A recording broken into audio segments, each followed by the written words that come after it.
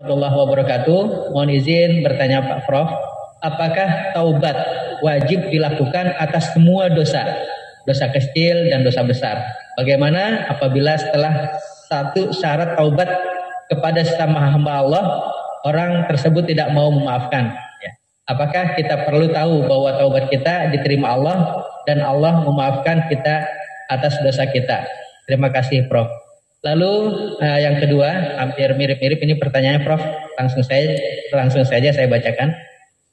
Dari Muhammad Ihsan, Kendari, Sulawesi Tenggara. Izin bertanya Prof, bagaimana pandangan Kiai tentang tradisi masyarakat Muslim Indonesia yang dalam banyak kegiatan minta didoakan oleh Kiai maupun Ustadz. Yang kedua, bagaimana merawat taubatan nasuha agar tak tergoda lagi bermaksiat. Terus yang terakhir ini hampir sama dari Ibu Reni. Assalamualaikum Prof, izin bertanya, apakah ada surga bagi golongan non muslim dan apakah kita boleh mendoakannya apabila mereka wafat? Ya Putri, ya insya Allah kita memang diminta untuk taubatkan seluruh dosa yang pernah kita lakukan. Ya, baik yang kecil maupun yang besar. Boleh jadi menurut kita itu cuma dosa kecil, tapi kalau menyayat hati orang itu menjadi dosa besar. Ya, contohnya menurut kita, itu kan saya cuma bercanda. Itu kan kita main-main bercanda, bagi kita itu ringan. Tapi kalau orang itu menganggap itu sangat fatal, dampak yang diperoleh di dalam masyarakat itu juga sangat keras, maka itu menjadi dosa besar.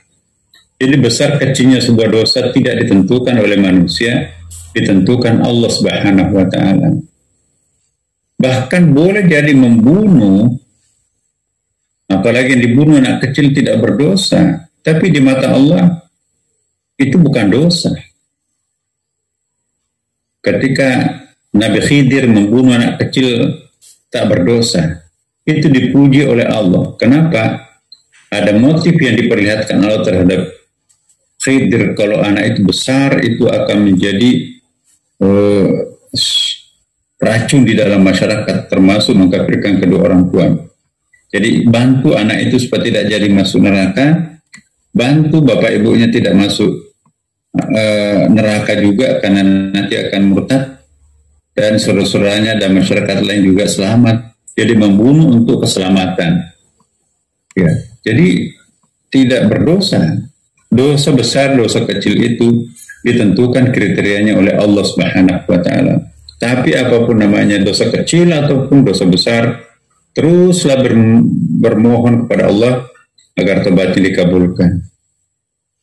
Jadi kalau ada orang tidak mau memaafkan kita, kita sudah bertobat. Sekali lagi, berkali-kali saya katakan, kita sudah lepas.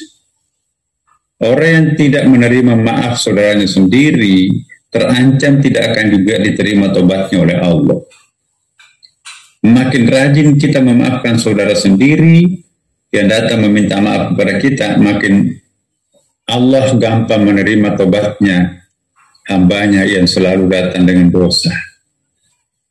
Pak Ihsan, tradisi meminta didoakan oleh Kiai itu bagus. Tawadu, aku nggak ada apa-apanya di mata Allah. Aku datangi seorang Kiai, mohon didoakan aku, termasuk mohon Allah mengampunkan dosaku. Tapi kita doa bareng kali situ. Kita sudah bertobat di rumah, kita sudah minta mohon doa kepada Allah. Tapi untuk menjustifikasi, melegitimasi, kita datangi Kiai, saya sudah melakukan dosa besar, mohonkan kepada Allah agar dosa besarku itu diampunkan. Tapi di rumah kan kita sudah setiap malam taubat, tapi kita nggak percaya taubat kita dikabulkan Allah. Jadi kita yang mengamalkan dulu, baru sampaikan kepada Pak Kiai atau Pak Ustadz. Nah, bagaimana merawat taubatan nasuha ini supaya tidak jatuh lagi? Ya, jadi cara merawatnya itu tidak ada cara lain kecuali melakukan kebiasaan baru, new normal gitu kan. Jadi kondisi normal kita nggak tahan iblis, wujudkan kondisi new normal. Hari ini, hai Kang Iblis, aku berada pada kondisi new normal. New normal ini aku tidak mau digoreng lagi oleh engkau. Aku tahu kelemahanmu apa. Kamu suka masuk melalui nafsuku. Aku kunci nafsuku sekarang ini. Ya. Jadi begitu iblisnya datang, langsung nawai, tidak ada jalan bagimu. Aku sudah tutup rapat. Kalau ini mampu kita istiqamah melakukan, tertutuplah pintu iblis, pintu dosa masa depan hidup kita. Pak Reni, ya. Adakah surga buat non-muslim? Sekali lagi, surga atau neraka itu hak prerogatifnya Allah Subhanahu wa Ta'ala. Pengabulan doa pun juga itu hak prerogatifnya Allah Subhanahu wa Ta'ala. Berdoalah apa yang kita anggap baik.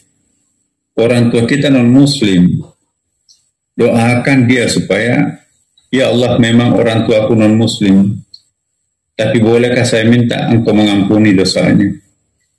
Izinkan aku mendoakan agar engkau juga menghapus dosanya supaya nanti bisa masuk surga bersama aku. Kalau Allah mengampunkan dosa, tidak ada yang bisa menghalangi. Jangan kita yang memaksa Allah. Hei Allah, kamu jangan memasukkan surga. Itu Kristen loh, itu Katolik, itu Protestan, itu Hindu, Buddha loh. Emang kita mau memerintah Tuhan? Kalau Tuhan mau mengampunkan hambanya, ya, mau Kristen, mau Katolik, enggak, aku memasukkan ke dalam surga.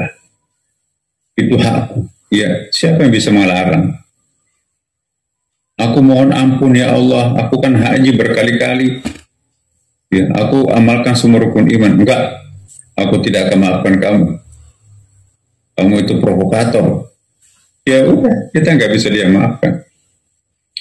Nah, Allah Maha Adil. Tapi Maha Al-Jabbar juga, pemaksa. Pemaksa itu ya otoritatifnya sangat kuat. Maka itu paling aman jangan melakukan kesalahan.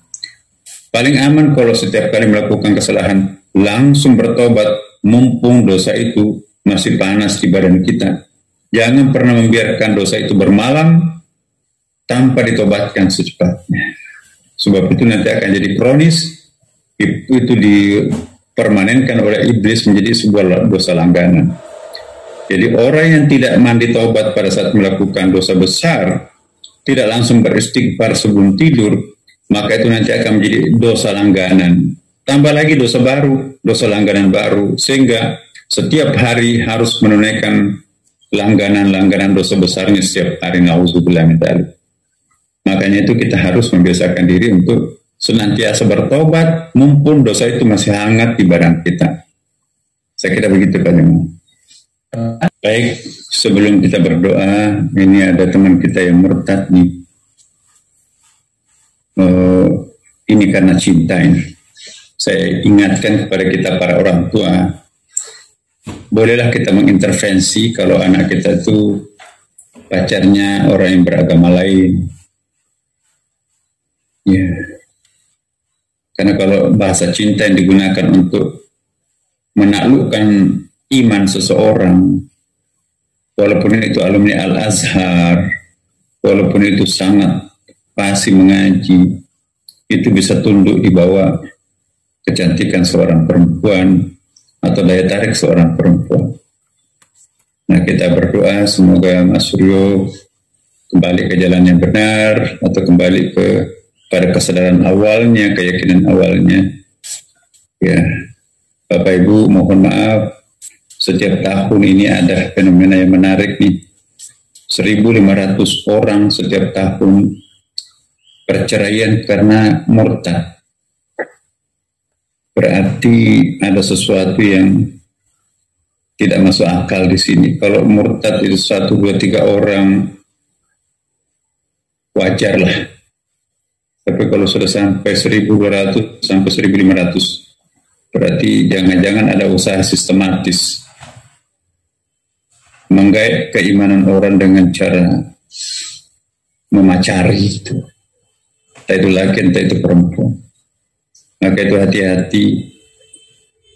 Ya, kalau anak kita mulai didekati oleh orang-orang yang berlainan agama, Pertama saya ingatkan, angka perceraian yang paling rapuh ialah perkawinan antar umat beragama. Hampir-hampir tidak ada keluarga yang bertahan lama kalau kawin dengan berbeda agama. Dan memang itu nggak dibenarkan, apalagi di Indonesia. Yang kedua, hati-hati kita jangan sampai nanti melakukan pembenaran, nggak apa-apa kok. Ya, itu kan pilihannya, penting sudah dewasa. Tetap kita juga harus bertanggung jawab kalau anak kita itu melakukan penyimpangan keyakinan. Ya, mari kita berdoa semoga semua anak-anak kita terselamatkan, tidak terpikat oleh propaganda kecantikan atau ketampanan hanya untuk menggait keimanan orang. Tiba-tiba hamil, minta dikawini boleh, tapi kamu harus dibaptis dulu, kamu harus keluar dari agama. Udah menjadi agama lain. Suaminya dia melakukan hal yang sama, hamil lagi, gitu lagi, cerai. 1.200 sampai 1.500 orang perceraian karena murtad. Itu yang mau cerai, kalau mau menikmati aja biarin aja, beda agama nggak apa-apa. Itu nggak terhitung. Jadi hati-hati Bapak Ibu. Cara-cara seperti ini sangat efektif ya. Karena anak-anak kita kan agamanya nggak terlalu kuat lagi seperti Bapak Ibunya sekarang.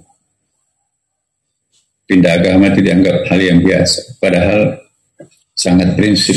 Nah, kita juga jangan menggunakan kekerasan dalam rangka melakukan penyelesaian persoalan. Itu juga melanggar hukum, tidak bagus. Rugi semuanya. Kita berdoa Bapak Ibu. Bismillahirrahmanirrahim. Alhamdulillahirabbil alamin, hamdan syakirin dan na'imin. Hamdan yuwafi ni'amahu wa yukafi mazida, ya Rabbana lakal hamdu kama yanbaghi li jalali wajhikal karim wa 'azimi sultanik. Allahumma shalli wa sallim alaihi. Allahumma ya muqallibal qulub.